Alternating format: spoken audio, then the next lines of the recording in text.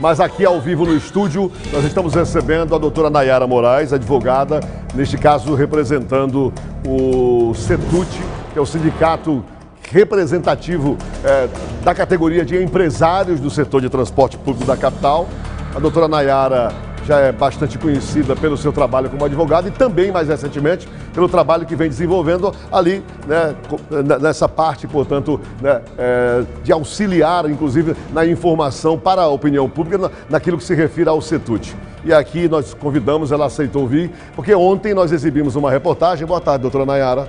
Boa tarde. Exibimos uma reportagem ontem, mostrando mais uma vez que a situação me parece ainda, né, muito complicada. A gente vê motoristas e cobradores ainda, não somente o problema deles lá no sindicato, que é um balaio de gatos, vamos dizer, mas o problema também nessa relação com o CETUT e, consequentemente, isso afeta a prestação de serviço na ponta para o usuário.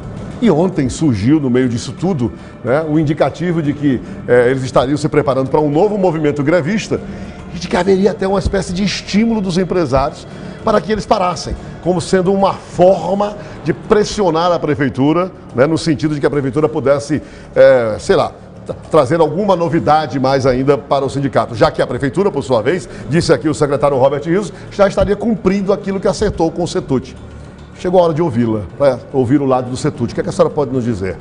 Bom, primeiro é preciso a gente esclarecer que quando fala de transporte público, a gente está falando de 4 partes, né? Sim. A gente tem aqui município, que é quem diz a quantidade de ônibus, é quem sustenta o sistema, quem mantém o equilíbrio econômico, quem licita, quem atende a população. A população também está aqui, que é quem precisa receber um serviço de qualidade, quem precisa ter o ônibus para ir trabalhar, quem não quer esperar muito e quer que o ônibus esteja passando com regularidade e qualidade, e tá certo. E temos 2 partes aqui muito importantes, que são os empresários e os trabalhadores. E aí as notícias voltam a caminhar exatamente porque os trabalhadores, início de ano, precisam discutir questões trabalhistas. E o CETUT entende que isso deve acontecer, que é importante, está aberto para negociações, quer entender melhor o que se quer de direitos, mas infelizmente é preciso compreender que a situação do transporte público ela não melhora por si só, considerando só o interesse do empresário. Nenhum empresário, Tony, quer parar. Nenhum. Quem é comerciante que quer fechar suas portas? É verdade. Quem é comerciante que está em débito, porque coloca 100 ônibus, o valor dos direitos trabalhistas, o valor do combustível, né? O valor dos pneus, tudo que se gasta já não se paga, porque a quantidade de passageiros que anda, o valor arrecadado em catraca não é suficiente. Mas o empresário mesmo assim continua apostando, continua colocando ônibus para circular e aguardando que a situação A senhora melhore. está dizendo que os empresários estão em prejuízo da forma em que o sistema está funcionando? É isso? Com certeza. Olha só, quando foi Isso no sentido literal da palavra. Com certeza. O sistema não se paga. Olha só, quando foi feita essa licitação, havia uma previsão lá em 2014 que 7 milhões de pessoas andariam por mês no transporte coletivo. Certo. Vocês sabem quanto de pessoas andam hoje? Sim. 1,5 milhão. E é porque voltou.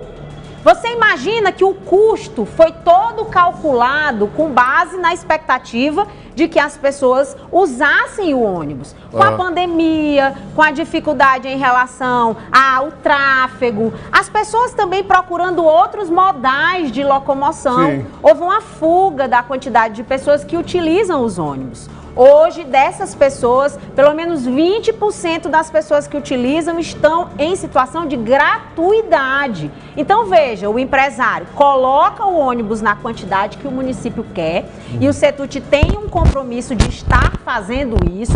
Hoje tem uma ordem de serviço com mais de 180 veículos que, claro, considerando essa quantidade de pessoas, a quantidade atende, mas ainda é necessário que o município desembolse. A senhora está me dizendo que 180 ônibus hoje circulam, para usar uma palavra mais... E que 1,5 milhão de pessoas não paga. Não paga esses 180. Não paga o custo. A prefeitura chegou a falar em algum momento de que o ideal, e até isso me parece em consonância com o próprio Setut, o ideal seriam 300 ônibus. Eu não sei se eu estou aqui com os números corretos, mas só está me dizendo que só com 180, só com essa quantidade e com 1,5 milhão de passageiros, o sistema já é deficitário. Já é deficitário. E os empresários, eles têm valores a receber do ano passado, de todo o ano que ficaram no vermelho. Está acordado isso com a prefeitura? Não foi acordado nada, não foi feito nenhum pagamento em relação aos valores de 2021. Os empresários passaram o ano todo no débito e continuam no débito e sem a chancela desse valor e sem a expectativa de pagamento desse valor. Isso está judicializado, doutora? Ainda não está judicializado. O que foi judicializado foi o ano de 2020, ainda da gestão passada, e o que está sendo pago ainda é recurso de gestão anterior.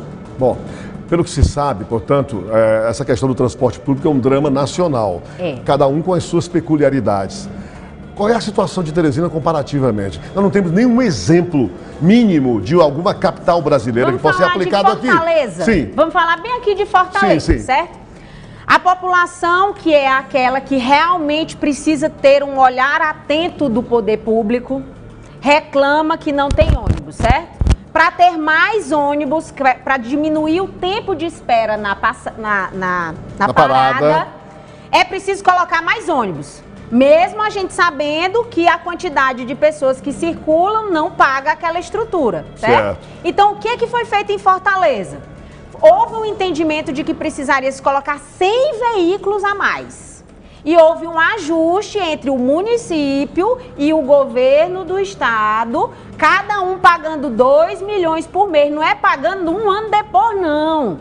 É pagando antecipadamente, pagando aqui no mês, ó. Vocês vão botar 100 ônibus a mais. 2 milhões do município, 2 milhões do governo do estado. 4 milhões injetados mensalmente. Exatamente. Numa parceria governo-prefeitura. Numa parceria governo-prefeitura. Porque a gente sabe que é claro que com essa questão da pandemia, o desequilíbrio foi muito grande.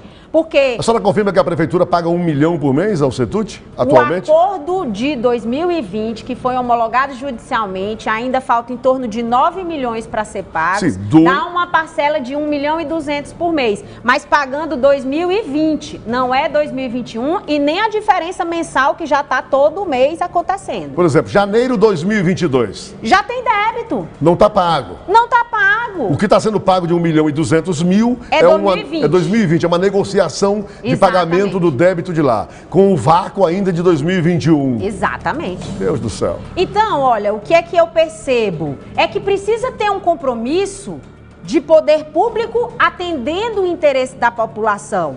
Se há esse compromisso, se as partes entendem que o que deve acontecer é a excelência na prestação de serviço para a população, nem se preocupe, Tony, que vai dar certo para o empresário resolver o seu problema com o seu trabalhador. A senhora está dizendo também, ao tempo em que exemplificou Fortaleza, que aqui deva se reproduzir a mesma parceria. Olha, seria o ideal. É interessante porque, na verdade, muitas vezes a estrutura da capital financeira não consegue abraçar todos esses custos.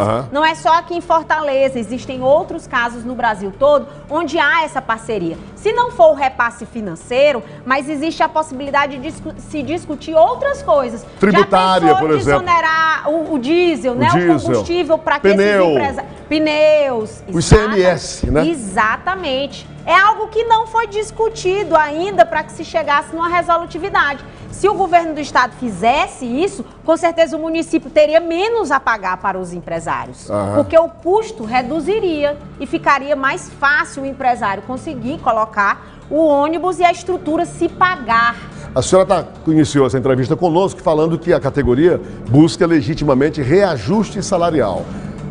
Ora, se do jeito que está, a situação está inadministrável. O empresário não consegue. Então, do jeito que vai, a senhora poderia dizer para mim claramente que já a gente pode conviver com um drama semelhante àquele. Com certeza, é em continuidade.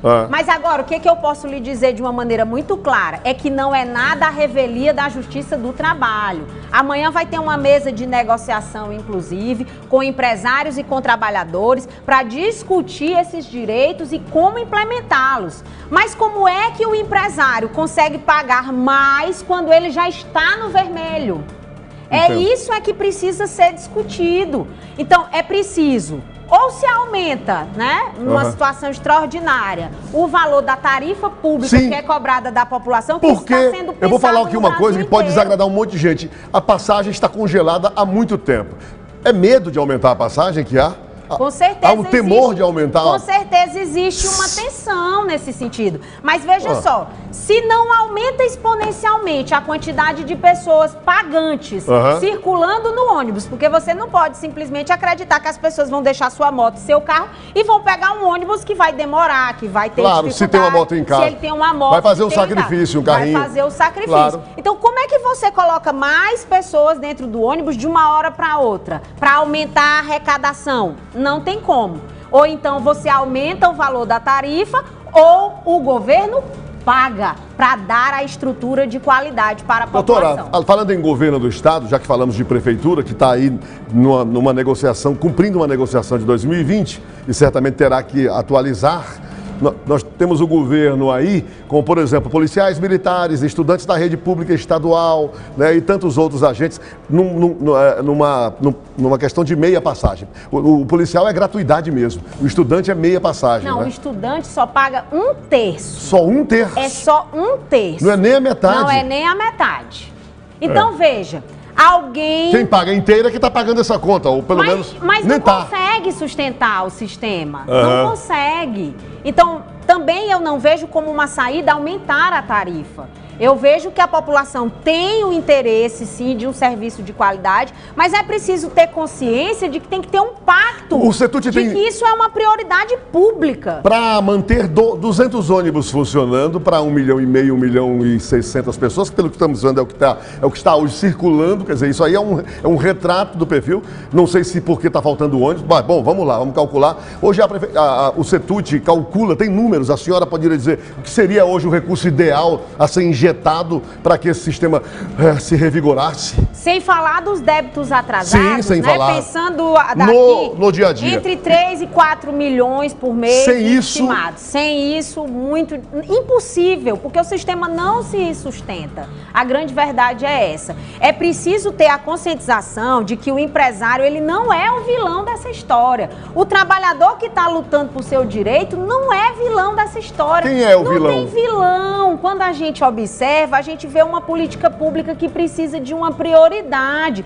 Também não é de hoje esse problema, não é Tony. mesmo. O contrato foi firmado em 2014, nunca foi feito pagamentos mensais regulares para que o sistema andasse em equilíbrio. Então não é de hoje, não é só de Teresina, não é só do Piauí. É uma situação de análise de mobilidade urbana, de planejamento mesmo de política pública. A senhora há de concordar, doutora? E eu não estou aqui querendo colocar palavras na sua boca, muito menos fazer qualquer tipo de acusação aos empresários. Mas diante desse quadro todo, há de se até entender que o empresário possa dizer, olha, só tem um jeito aí de pressionar, entra em greve. Mas olha, eu não estou dizendo o que eles estão dizendo. Eu até entendo, mas porque o empresário está dizendo assim, ó, eu não tenho mais como resolver. O motorista, o cobrador diz assim, eu não sei mais o que fazer, eu tenho que pagar minhas contas. Eu estou entendendo como você está colocando, mas eu preciso esclarecer para a população que isso não é verdade. O CETUT, ele não corrobora, ele não referenda, ele não apoia, ele não sustenta nem direta nem indiretamente nenhum tipo de paralisação. Até porque o empresário quer colocar o ônibus circulando, porque é assim que ele ganha dinheiro. Se ele parasse o ônibus dele não circular, o que acontece? Ele não recebe o dinheiro da catraca, ele já estava no prejuízo, aumenta o prejuízo e acumula débitos trabalhistas, porque afinal de contas ele não vai ter nenhuma receita se tiver paralisado e vai ficar com o problema trabalhista do mesmo jeito. Então, por que o empresário ia abrir mão da vida dele? O empresário quer colocar o ônibus na rua. O empresário está com o ônibus, Tony. O empresário quer fazer investimento, mas ele precisa de segurança. Então, se a população acha que num determinado trecho você passa 40 minutos esperando um ônibus, é ruim? Se for para esperar só 10 minutos, tem que botar mais ônibus, certamente. Certo? Pois se para botar mais ônibus, se a quantidade de pessoas que anda não aumenta, alguém tem que pagar pelo ônibus. E só existe pagamento ou através da redução dos encargos para os empresários, ou com aumento da tarifa, ou com subsídio pelo município. O secretário Robert Rios, governo. aqui numa entrevista, não só falou se solidarizou com a situação toda, ele inclusive narrou a dificuldade do sistema no país inteiro, mas também deixou claro que já havia um acordo, pelo menos informalmente, estabelecido com o governo. O que é que foi feito? E que o governador Wellington Dias não teria se colocado, não teria ficado indisposto a isso. Não está faltando, portanto, alguém para fazer essa interlocução, para oficializar isso, governo aportar X, a prefeitura X. Essa relação é parceria pública. Então tem que ser prefeitura e governo. Prefeitura e governo. Ou se houver alguma iniciativa do governo direto com a questão tributária, sim, com o reflexo diante, né, sim, da questão sim, do empresariado. Mas veja, o que é preciso a gente perceber é que em relação a negociações com o município, só está tendo esse pagamento desses débitos anteriores. Houve um decreto, que foi inclusive quando da assinatura do acordo no fim do ano passado, onde foi dito que seria feito um trabalho de uma comissão. O prazo dessa comissão já expirou, que era para essa comissão dizer quantos milhões somados no ano de 2021 não foram pagos e são devidos aos empresários. Se os empresários... Naturalmente, considerando aquele período de pandemia, uma diminuição, isso tudo deve ser... É um cálculo, né? É levantar quantas pessoas andaram gratuitas, quantos pagaram, qual foi o preço do combustível, qual é o preço trabalhista, dos débitos trabalhistas, né? Para ter o funcionário, o cobrador, que ainda também é um trabalhador que existe no nosso sistema, mas que no Brasil essa figura já está deixando de existir, essa categoria, porque já há uma substituição pela questão de bilhetagem eletrônica. Mas aqui existe o compromisso, sim, das empresas em manter, estão sendo pagos. Então, é uma questão que a gente precisa perceber que quem está mais encurralado aí, porque não tem de onde tirar, e estão no mesmo barco, se você avaliar, reservadas as proporções. Reservadas as proporções. Sim, eu entendo o que a senhora fala. É o empresário e o trabalhador. Mas para a gente resolver o problema desses dois, o pacto de confiança entre o município e a prioridade da política pública atendendo o cidadão tem que se fortalecer. Doutora Nayara, muito obrigado pela sua vinda, mas com muita tristeza eu sou obrigado a concluir que nós continuamos vivendo um grande impasse. Essa é que é a grande verdade. O teresinense tem que ter essa clareza de que nós estamos ainda diante de um impasse. Ônibus rodando na cidade ainda portanto, eu diria até nesse momento é algo muito assim instável. A gente tem que entender que isso aí não é a solução, que a coisa realmente precisa de ter uma decisão mais profunda, mais concreta. Sendo pressionados para fazer convenções coletivas, eles tendo uma expectativa, porque ficaram na negativa, no vermelho, trabalharam o ano todo passado em débito, em desequilíbrio e não conseguiram arrecadar o suficiente com relação ao que gastaram, de pelo menos 55 milhões que já foram informados ao município de Teresina. 55 E atualizado isso já deve estar girando em torno de 61, 62, até 64 milhões. A senhora acredita que em algum momento isso possa ser resolvido, levando em consideração esse quantitativo aí, doutora? Eu acredito que é necessário que o olhar público de todas as esferas se volte para o transporte coletivo. Porque também, Tony, não tem como a população viver sem transporte público. Eu sei que todo mundo que pode, que se esforça, quer ter seu carro, sua moto, mas não existe a sustentabilidade de uma cidade sem transporte público. E para ter qualidade, o empresário precisa, é um negócio. Minimamente ele precisa ter os custos suportados. E eles não têm. Essa coisa que de vez em quando paira no ar, por parte, inclusive do prefeito, doutor Pessoa, de botar uma companhia municipal de transporte coletivo, doutora. Como é que os empresários veem isso? Olha, essa questão das ações do poder público sobre a mobilidade, isso compete ao poder público, não compete ao empresário.